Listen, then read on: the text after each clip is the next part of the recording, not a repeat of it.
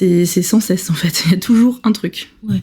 C'est la diversification, faut faire la diversification menée par l'enfant, ou faut faire la diversification traditionnelle, mais si on fait ça et que l'enfant a un problème pour s'alimenter, c'est parce qu'on n'a pas bien fait les choses. Enfin, c'est toujours de notre faute en fait, s'il y a quelque chose qui va pas. C'est assez lourd, je trouve. Bienvenue sur Casse & Pause, le podcast qui soutient les parents en Ille-et-Vilaine, en parlant de maternité et de parentalité dans toutes ses formes. Pour ensoleiller le quotidien lourd et apporter le rire, l'espoir et l'empathie qui peuvent parfois cruellement te manquer. Je suis Kérianne Pierre, doula et accompagnante parentale du côté de Rennes. Casse & Pause, ça vient du créole mauricien et ça veut aussi dire quelque chose en breton. Ici, tu vas te relaxer, en créole mauricien, et t'envoler en parole, en breton donc. Ici, ta parole compte. Elle est importante. Bienvenue sur Casse & Pause.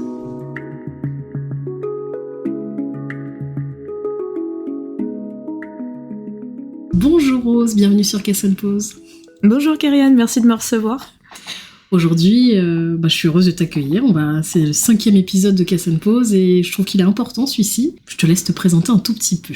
Ok, moi c'est Rose, je suis maman d'une petite qui a presque 2 ans et je suis dans mon 8e mois de grossesse pour notre 2e enfant. Donc voilà, bientôt maman de 2 enfants et ça a été une grosse expérience, parfois pas mal compliquée, donc je pense que c'est de ça qu'on va parler aujourd'hui. Ok. Déjà te demander comment est-ce que tu vas là aujourd'hui, 2 mois de rencontrer le 2e bébé et comment tu vas tout simplement. Ça va, là j'ai hâte que ce bébé sorte de là. Voilà, surtout.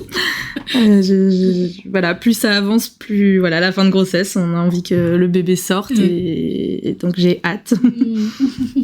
Donc aujourd'hui, comme je dis, c'est un épisode assez important puisque tu viens nous parler des injonctions que tu as vécues, toi, les injonctions parentales que tu as vécues lors de ta première grossesse, pendant la grossesse et après celle-ci. Est-ce que tu veux nous en dire un peu plus ? Du coup, oui, les injonctions parentales, je trouve que pour moi, elles ont plus commencé après la grossesse, quand j'étais dedans. Maintenant, avec le recul, en fait, il y en avait beaucoup aussi pendant la grossesse, c'est juste que j'y faisais moins attention à ce moment-là. Parce que là, pour ma 2e grossesse, je m'en rends compte et je le vois, donc c'est que ça devait être aussi le cas pour la première. C'est des injonctions au niveau de, par exemple, la prise de poids, ce qu'on peut manger, ce qu'on peut faire, est-ce que si je bois un café, des gens vont me regarder comme si j'avais pas le droit de le faire, alors que c'est totalement toléré par le corps médical, on va dire, de boire un café par jour en étant enceinte. C'est vraiment tout ce genre de choses. De devoir se reposer, mais en même temps de devoir rester active, de devoir manger, mais pas trop prendre de poids. Vraiment, je trouve qu'il y a des injonctions, mais de tous les côtés, plus des gens qui ne sont pas des professionnels de santé. Et beaucoup d'injonctions, ça je le vois cette fois-ci, à apprécier la grossesse et à en profiter. Ce qui est pas quelque chose qui... Moi j'aime pas être enceinte, du tout. Et je le vis pas très bien. Et en fait, il y a une grosse injonction à profiter de cet état de grossesse parce que ça va s'arrêter. Et je pense que je l'avais déjà à la première grossesse. Et j'avais en plus du diabète gestationnel, je vivais pas au même endroit que mon conjoint à ce moment-là pour des raisons de scolarité, donc c'était un peu d'autres complications qui faisaient que c'était pas agréable, mais en fait, cette fois-ci, je me suis rendu compte que j'aimais juste pas être enceinte. C'est pas mon truc, et c'est très tabou. Oui. Et c'est vraiment la première injonction, je trouve, parce que c'est difficile d'en parler, et du coup, personne n'en parle. Et donc, c'est encore plus difficile quand on le vit de se sentir seul face à ça. Oui, j'entends ce que tu dis, justement, que cette difficulté de ces injonctions qui reviennent quand même régulièrement. Et ce tabou-là, c'est vrai, il y a beaucoup de femmes qui n'aiment pas être enceintes, on n'en parle pas forcément. Et là, après, comme tu me disais, après avoir eu bébé, les injonctions parentales, c'est surtout ça qui était assez important, finalement. C'est ça que tu ressentais. Ouais, c'est ça qui a été vraiment difficile sur le postpartum, c'est cette impression que on nous dit d'un côté que on sait faire parce que c'est notre enfant, ça devrait être naturel, et en même temps que tout ce qu'on fait d'une certaine façon est pas bien ou va avoir des impacts négatifs sur l'enfant. Typiquement, nous on a eu beaucoup d'injonctions au niveau du sommeil parce qu'on a notre grande a toujours eu du mal à dormir. elle a toujours eu des petits besoins en sommeil. Et en fait, quand tout le monde nous disait il faut la laisser pleurer, il faut la poser dans son lit, il faut absolument qu'elle soit sur un rythme où elle peut pas être réveillée plus de X temps, il faut qu'elle fasse autant de siestes. Et en fait, c'était pas possible. Les 6 premiers mois de sa vie, elle a fait ses siestes dans nos bras, à moi ou mon conjoint, ou en porte-bébé, exclusivement. Et en fait, vraiment, pendant je pense que ça a duré bien 4 mois, jusqu'à ces 4 mois où on essayait, on la posait dans son lit, elle se réveillait, on avait l'impression que vraiment, il y avait un truc qui marchait pas et que c'était... On avait un bébé cassé, je vais dire, parce que en fait, ça correspondait pas au standard et elle était censée dormir 15 heures sur 24 heures, elle a jamais fait ça. Et du coup, on a eu beaucoup d'injonctions vis-à-vis de ça qui continuent encore maintenant, alors qu'elle a presque 2 ans sur son sommeil. Et bon, quand elle a eu 4 mois, on s'est dit qu'on connaissait pas beaucoup d'enfants de 12-15 ans, enfin de pré-ado ou d'ado qui dormaient avec leurs parents et qui n'arrivaient pas à dormir autrement qu'en porte-bébé. Donc ça allait passer un moment. On s'est dit, tant pis, on va faire ce qu'il faut pour qu'elle dorme, parce que quand même, il faut qu'elle dorme. Et mentalement, quand on a arrêté d'écouter ça, c'était déjà... Les injonctions se sont pas arrêtées, mais moi, personnellement, en tout cas, j'étais plus en confiance, en me disant, il y a un moment, ça va passer, et on fait ce qui marche, et ce qui marchait, c'était de la faire dormir dans nos bras. Donc, on a fait du portage, des câlins, c'était très très chouette aussi. Et c'était assez compliqué. Et ça, c'était juste le sommeil. Après, il y a la diversification, il y a tout ce qui est même médical, la prise de poids. Si on parle du moindre problème qu'a son enfant sur des groupes de parentalité, souvent on parle d'éviction de produits laitiers, par exemple, sans rien connaître de la situation, où on redirige les gens vers des personnes qui ne sont pas professionnels de santé pour des questions de frénectomie ou des choses comme ça, sans connaître les gens. Enfin, c'est vraiment un truc qui me tient beaucoup à cœur, parce que je trouve que c'est très présent. Oui. Très, très, très présent. Je sais pas comment ça se passe ailleurs, mais en tout cas, en France, c'est extrêmement présent. Tu parles des groupes Facebook, notamment, qui sont assez... Là, je pensais au Club Poussette. Je pense au Club Poussette, notamment. Ouais, parce que j'ai pas Facebook, donc... Parce que je me permets juste de rajouter ça.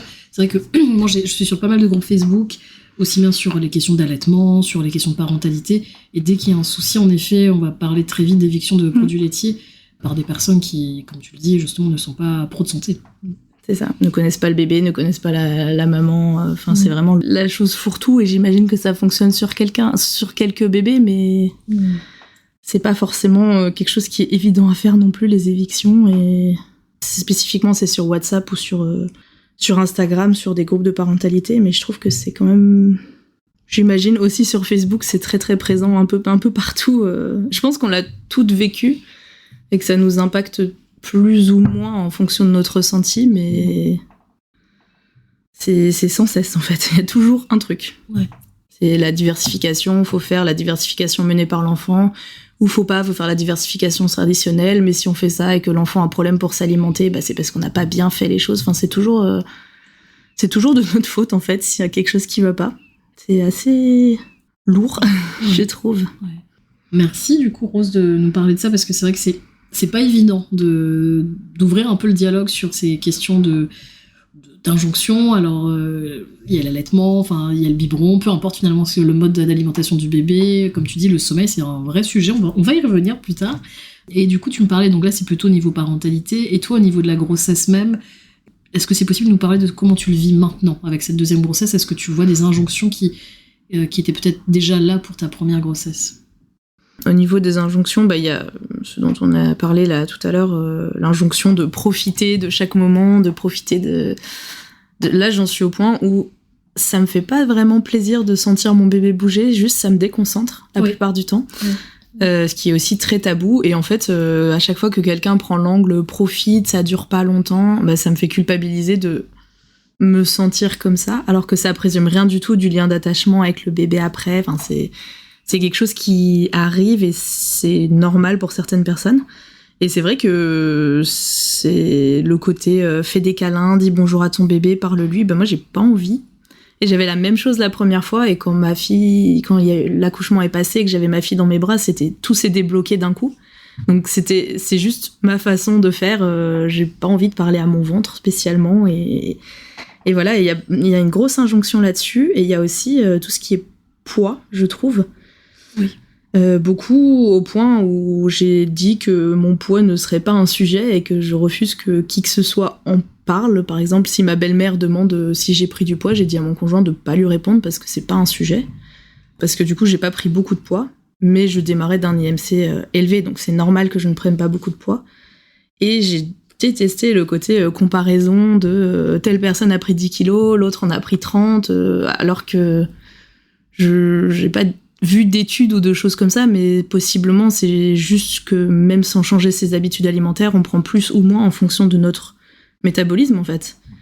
Et que c'est pas parce que la personne qui a pris 30 kilos mange des chocobons toute la journée, et moi je le fais, il y a des jours où je mange beaucoup de chocolat et ça n'a pas forcément de lien.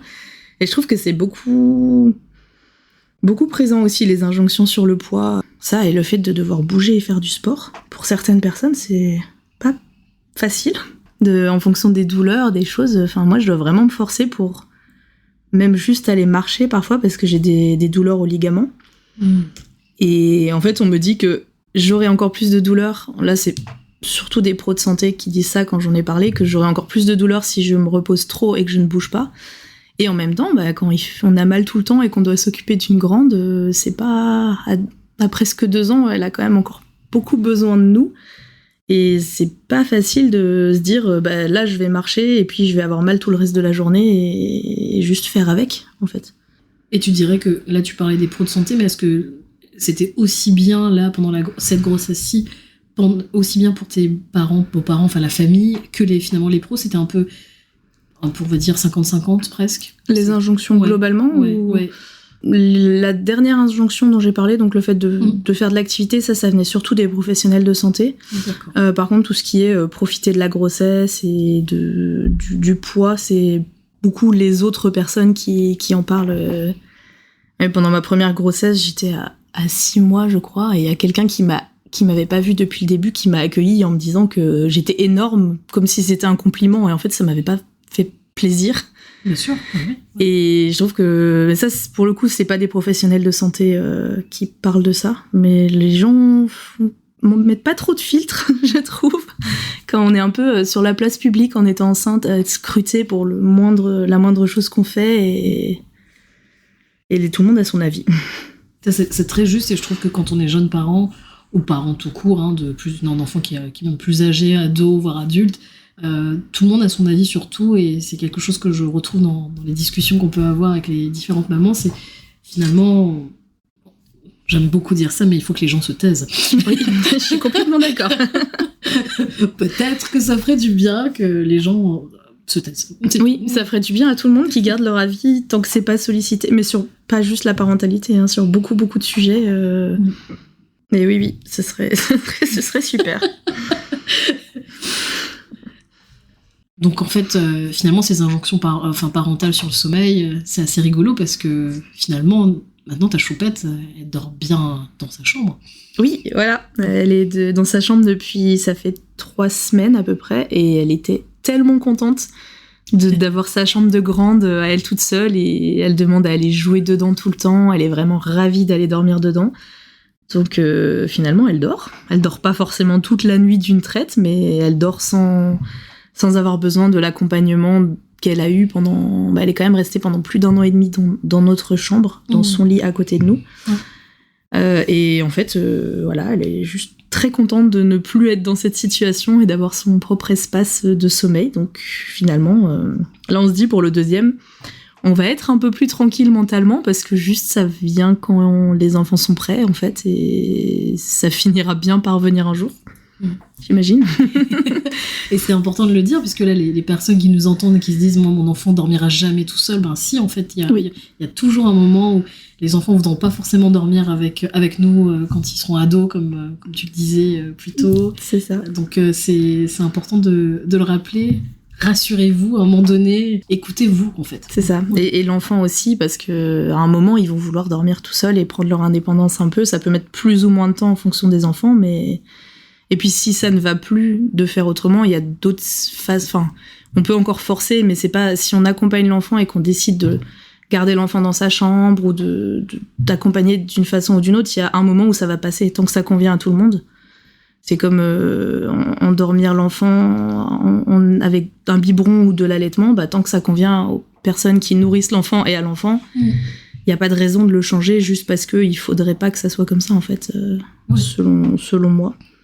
Tu as raison, je pense c'est très juste ce que tu dis, puisque je pense qu'on a tellement de stress par rapport au sommeil que on ne sait plus trop quoi croire.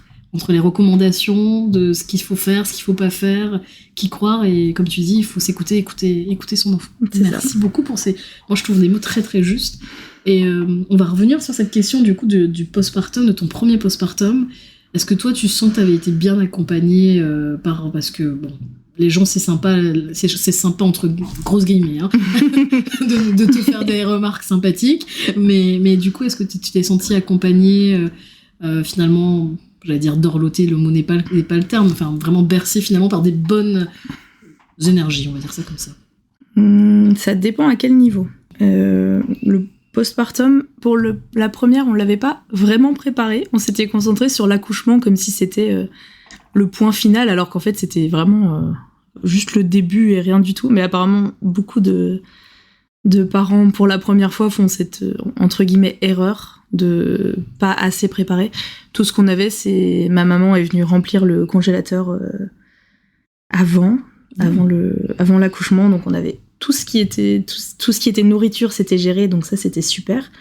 Mais à part ça, moi, j'ai dit que je voulais pas que la famille vienne à la maison pendant le premier mois, parce que j'avais pas envie de devoir faire des lessives en plus, des choses comme ça. Enfin, on voulait prendre nos marques, donc j'ai pas été très entourée. Et je connaissais pas beaucoup de monde qui avait des enfants, et personne dans le coin qui avait des enfants, donc j'étais assez isolée en postpartum, surtout quand mon conjoint est retourné travailler au bout d'un mois. Donc ça s'est passé... C'était un peu difficile. Ouais. C'est vraiment, de nouveau, je pense, premier enfant, t'as pas le réseau que tu aurais potentiellement pour les enfants suivants, avec justement des groupes. À la crèche, maintenant, je connais beaucoup d'autres parents, enfin, c'est plus facile. Mais pour la première, non, c'était pas... Et puis, je culpabilisais pour le sommeil, pour l'allaitement, pour tout. Et j'étais très stressée pour elle, parce que je suis naturellement très stressée, et du coup, je me réveillais la nuit. Quand elle se réveillait pas au bout de ces 2 heures de sommeil habituel, j'étais stressée, je vérifiais si elle respirait et tout. Donc non, c'était pas... Le postpartum immédiat, c'était pas très fun. Je préfère largement la période maintenant de passer les 1 an où c'est plus... mentalement plus tranquille. C'est plus un bébé, quoi, en fait. Ouais, c'est ça. Ouais. C'est une grosse responsabilité quand on est quand on est parent pour la première fois, donc c'est normal aussi. Ouais. Et puis surtout, on ne sait pas, le fait qu'elle ne fasse aucune sieste dans son lit, quand j'en ai parlé après avec la seule de mes amies qui a déjà eu des enfants, elle m'a dit « Ah mon premier, c'était pareil. » Mais elle aurait pu me prévenir. Personne ne m'a rien dit. En plus, ma sœur a eu son bébé un mois après ma grande, du coup. Et lui, dès le retour de la maternité, il dormait dans sa chambre, mais bien. Enfin, il a toujours très très bien dormi. Donc en plus, il y avait le parallèle à 1 mois d'écart de la mienne qui ne dormait pas, et puis le petit neveu qui dormait très très bien dans son lit. Vraiment, ils n'ont pas eu à faire face à ça. Mais c'est vrai que quand j'ai appris que j'étais pas la seule, je me suis dit bon, ça aurait été sympa qu'on me prévienne, parce que je me serais moins sentie comme si j'avais fait quelque chose de mal. Et pour ce deuxième postpartum, est-ce que tu vas être accompagnée aussi ? Enfin là, du coup, plus accompagnée, je dirais. Oui, du coup, j'ai préparé des choses pour être plus accompagnée. Après ma première grossesse, comme mon postpartum a été difficile, j'ai bénéficié du suivi psychologique qu'on peut avoir après accouchement à la maternité, jusqu'au 1 an de l'enfant. Et en fait, comme j'étais pas très bien, c'était juste avant de reprendre le travail, et mentalement, ça n'allait vraiment pas. C'était extrêmement difficile d'être en confiance avec cette psychologue que j'avais jamais vue de ma vie. et qui, voilà, je l'ai vu une fois et après j'ai pas souhaité y retourner parce que c'était trop dur en plus de déjà le fait que le postpartum était compliqué.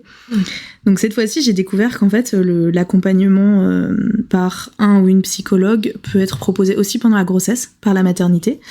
Donc j'ai déjà pris contact avec la psychologue de ma maternité, une des psychologues de la maternité où je vais accoucher, qui me suit déjà maintenant pour la fin de la grossesse, et j'espère que ça sera plus facile en postpartum si j'ai besoin de voir quelqu'un pour lui parler, de l'avoir déjà vu et d'avoir déjà pris un contact avant d'être dans la partie vraiment intense hormonalement et émotionnellement du postpartum. Et puis hors accompagnement professionnel, maintenant j'ai un beaucoup plus gros réseau d'autres personnes qui sont parents, notamment avec la crèche de ma fille, donc il y a plus de soutien. Il y a tout le personnel de crèche aussi qui est vraiment incroyable, qui est beaucoup là pour aider, qui va pouvoir m'aider aussi après si j'ai des questions, des choses comme ça. Et ma maman qui vient vendredi pour recuisiner et re-remplir tout le congélateur cette fois-ci, donc c'est trop chouette.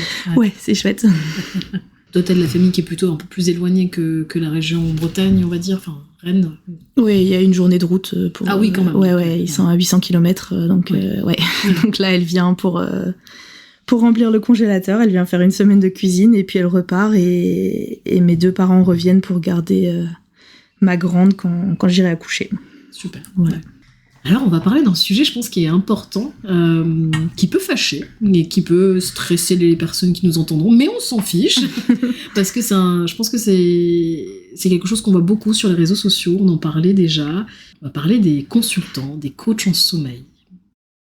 Oui, du coup, c'est un gros sujet pour moi, parce que justement, comme j'ai expliqué tout à l'heure, le sommeil, c'était un gros sujet avec ma fille quand elle était plus petite, et jusqu'à... C'est 1 an et demi, c'était vraiment un gros sujet. Donc, j'ai beaucoup fait des recherches et je suis très vite tombée sur les réseaux sociaux, notamment sur des personnes qui proposaient de l'accompagnement en sommeil, du coaching en sommeil, qui ont vraiment des angles similaires avec des noms un petit peu différents. Donc, en gros, il y a plusieurs écoles, il y a des personnes qui font de l'accompagnement au sommeil avec tout le côté, il faut absolument pas laisser pleurer un enfant, c'est mauvais pour son développement, et il faut accompagner de telle ou telle façon, qui est aussi finalement autant dogmatique que l'autre côté, qui est plus si l'enfant n'est pas laissé à pleurer dans son lit, l'enfant n'apprendra jamais à s'apaiser tout seul, et ne dormira jamais correctement. Et en fait, il y a les deux côtés, et qui manquent, selon moi, tous les deux de nuances, et qui se font de l'argent sur le fait que les parents désespèrent un peu par rapport au sommeil de leur enfant. Et du coup, j'imagine qu'il y a les deux angles, parce qu'il y a les deux types de clients. Oui. Et en fait, c'est vraiment un sujet qui me tient à cœur, parce que leur façon de vendre leur formation, leur accompagnement, ils proposent tous de nouveau à peu près la même chose, des e-books, des formations vidéo, des accompagnements individuels, et sont très similaires. C'est toujours un petit produit d'appel gratuit qui ensuite mène sur des accompagnements payants de différents niveaux. Il y en a maintenant qui proposent depuis récemment des accompagnements mensuels avec des prix qui sont, je crois que j'en ai vu une hier, qui demandent 30 ou 35 euros par mois pour être sur un accompagnement où ils ont accès à une plateforme de vidéos à la demande, si j'ai bien compris. D'accord. Donc de leurs conférences sur le sommeil, mais juste sans les acheter et les avoir, juste tant que tu continues à payer, tu y as accès, en fait. Avec un petit chat pour faire passer le truc, et c'est toujours... une offre qui va s'arrêter ce soir ou dans 3 jours, ça expire, c'est là, il y a une réduction incroyable, et pour la plupart, je pense à 2-3 personnes qui ont des diplômes vraiment d'accompagnement psychologique d'enfants, par exemple, ce genre de choses, mais pour la plupart, c'est quand même beaucoup de formations en marketing, avec des petites formations plus spécialisées sur le sommeil, sur lequel elles se basent. Je dis elles parce que j'en connais pas qui soient des hommes sur ce sujet, il y en a peut-être, mais... et sur lequel elles se basent pour vendre leur accompagnement. Et en fait, c'est très cher pour des choses qui finalement peuvent juste être physiologiques. En fait, si un bébé de 6 mois ne dort pas la nuit entière, et qu'il n'y a pas de problème médical, c'est juste parce que c'est un bébé de 6 mois et que les bébés de 6 mois, la plupart ne dorment quand même pas et c'est pas un problème à résoudre. Et ça donne beaucoup l'impression que c'est un problème à résoudre et que sortant un certain nombre d'argent, on peut régler le problème. Parce que c'est un problème en fait, et que c'est pas juste quelque chose de normal. C'est quelque chose d'assez particulier, hein, le coaching en sommeil, c'est arrivé de façon très forte, fulgurante, on va dire même, sur un réseau social en particulier, hein, qui s'appelle Instagram, tout simplement.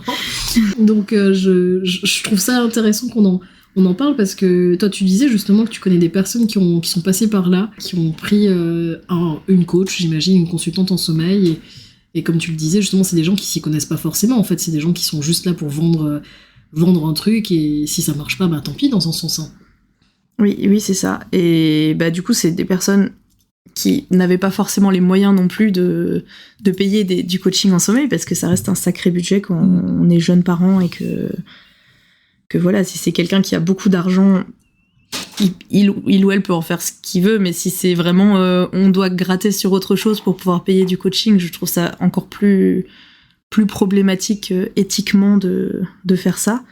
Et il y a aussi le fait que quand ces personnes sont accompagnées, on entend rapidement ça a été mieux, mon enfant dort beaucoup mieux, tout va bien, et après on n'en entend plus vraiment parler. Je trouve que vraiment sur du court terme, genre une semaine, les gens vont nous dire c'est très bien, je te donne le nom si jamais ça t'intéresse. Et en fait, parfois on creuse et 3 mois après, il y a rien qui a vraiment changé et c'était juste quelque chose de temporaire et l'effet placebo. Et j'imagine que le fait de mettre de l'argent dedans, ça donne aussi ce biais aux gens de vouloir justifier que ça a fonctionné en se disant ça a dû marcher et il y a forcément du mieux, alors qu'en fait pas forcément plus que ça quand on creuse un peu. Donc en fait je pense que ça se diffuse comme ça aussi, les gens qui diffusent le nom de personnes qui a aidé parce qu'ils se disent que ça les a aidés, même si objectivement ça n'a rien changé en fait. Mais de tous les côtés du coaching, toutes les écoles de coaching différentes qui existent, quoi.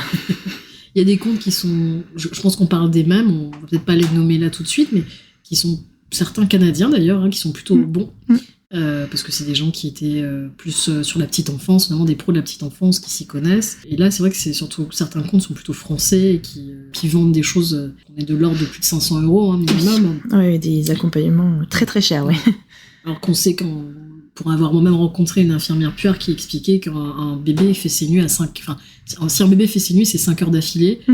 Pour les parents qui écoutent, ne désespérez pas. 5 heures d'affilée, c'est déjà énorme pour un bébé. Et donc après, il y a ce mythe d'un bébé qui dort 12, 13, 14 heures sur 24. Et c'est pas totalement juste. Ouais, c'est un mythe, justement. Qu'il faut déconstruire. C'est la fourchette haute, en fait, des besoins en sommeil, mais quand on cherche, là, ma fille, elle a presque 2 ans, elle dort maximum 10 heures pendant la nuit. Entre le coucher, elle se couche à 21h, à 7h, elle est réveillée, si elle se réveille pas avant. Et elle fait une sieste d'1 heure, 1h30 pendant la journée. Donc on est quand même très très loin des 13 ou 14 heures je sais même pas d'où sort cette échelle, mais de l'échelle où elle devrait être entre 1 an et demi et 2 ans. Et je pense que je suis vraiment pas la seule à être dans ce cas-là, à se dire non, en fait, elle dort pas beaucoup. Et pour les parents, c'est un peu difficile parce que du coup, quand elle est couchée, il faut aller se coucher rapidement aussi si on veut pouvoir dormir suffisamment pendant la nuit.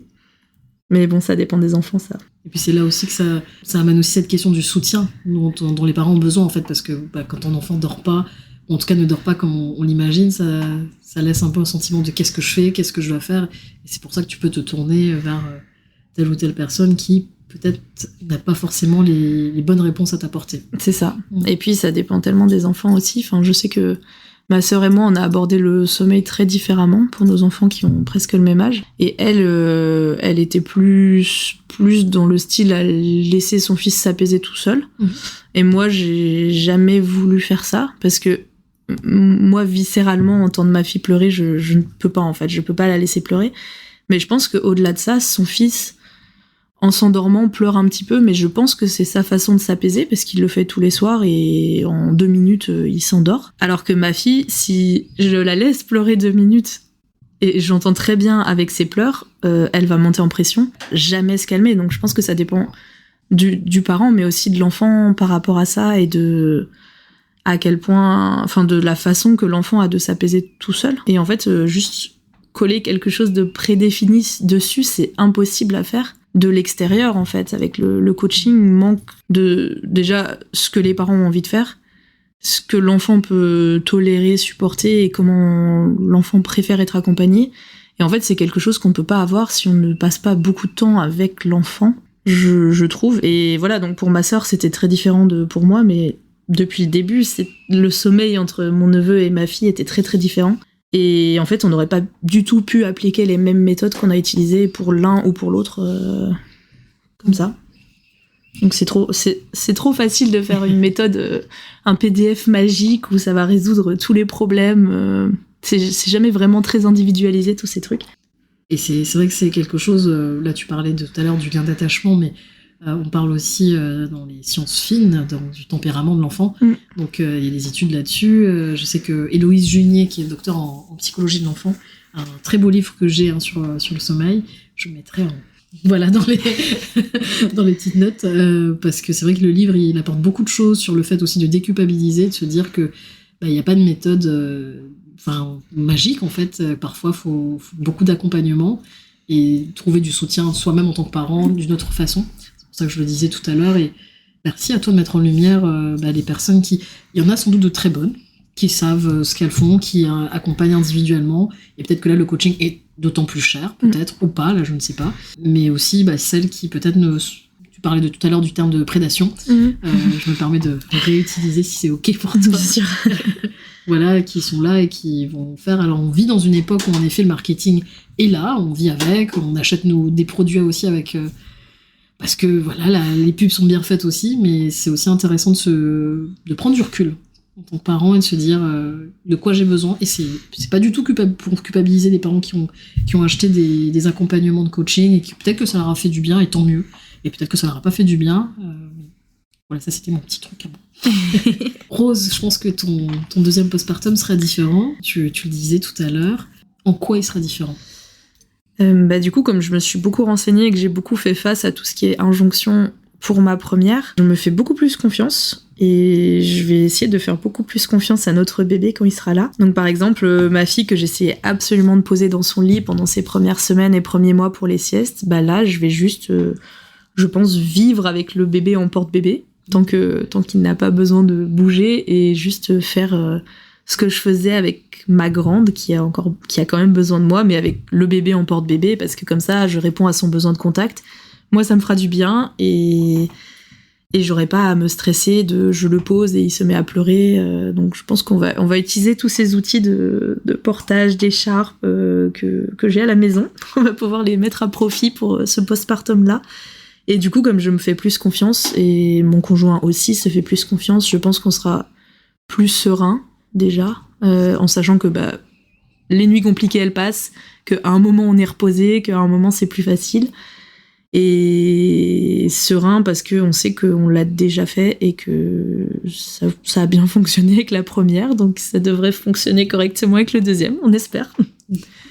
Merci beaucoup Rose d'avoir pris le temps d'avoir échangé, d'avoir partagé ton vécu, d'avoir eu ces coups de gueule qui sont, je pense, importants. Je pense qu'on ne parle pas assez des injonctions, et pourtant quand tu lances le sujet auprès de quelqu'un, souvent des femmes, faut être honnête, souvent des mères, ça arrive très vite en disant mais on m'a dit ça, et là merci d'avoir pris le temps de le dire, et j'espère que les personnes qui nous entendront, je n'aurai de cesse de le répéter, les personnes qui sont autour de vous, et n'hésitez pas à leur dire de taisez-vous. Voilà, c'était mon message de la fin.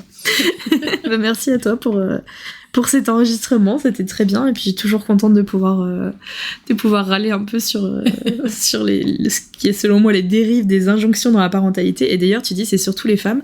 J'ai posé la question à mon conjoint il y a 2 jours, et en fait lui il a jamais eu d'injonction à quoi que ce soit de ce style. Personne lui en a fait en fait. Ah ouais. Pourtant il parle avec d'autres parents au travail, ils ont un petit groupe de discussion, mais personne ne lui a jamais conseillé de choses sans qu'il ait demandé des conseils avant. Intéressant ça. J'aimerais bien avoir un épisode avec avec un papa. Avec un papa. Un bon entendeur. Merci à toi. Merci.